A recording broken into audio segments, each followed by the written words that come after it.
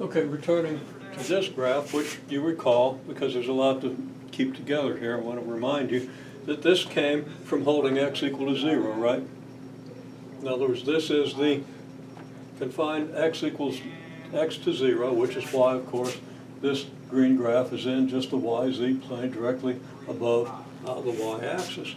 Okay, so this point here, okay, x is 0, so this corresponds to what point over here? It corresponds to the point where x is 0, and of course y is 1 and z is 2.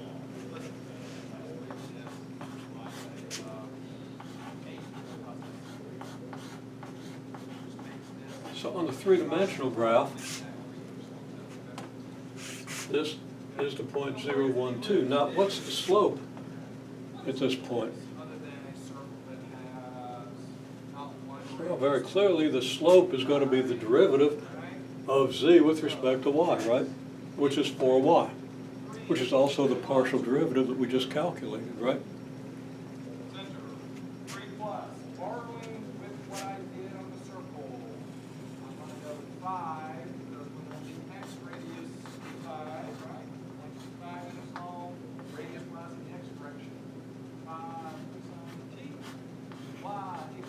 Slope is a partial derivative of z with respect to y.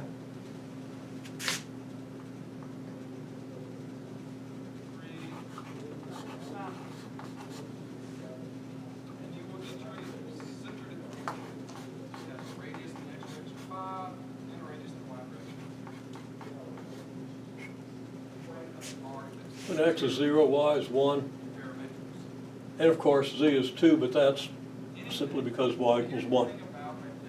Partial derivative with respect to y is 4y, and that's just a partial derivative of this expression, isn't it? Okay? So the slope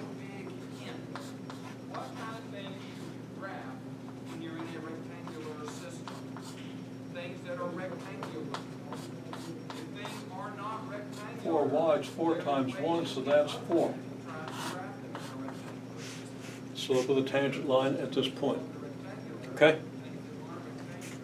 Okay, well, now this point here also corresponds to 0, 1, 2. Okay? I'm sorry, this point. Okay? This point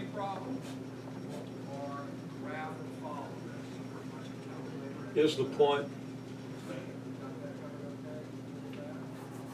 I'll write it this way, x equals 0, z equals 2, right?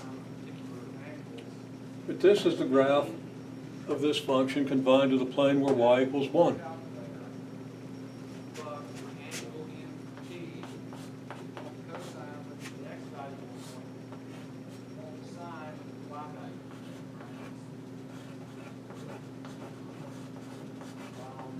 This corresponds to the point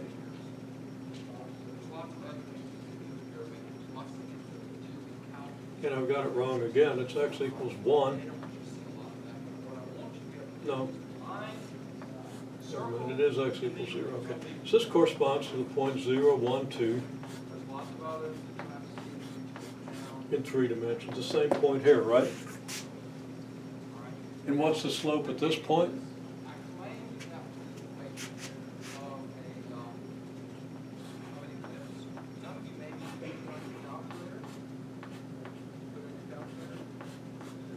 Partial of z with respect to x is 2x. X is 0. The slope is 0.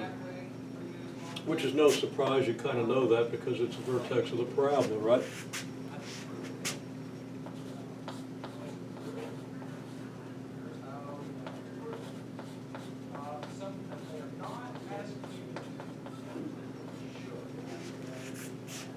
So now what do we have over here? The picture gets a little complicated.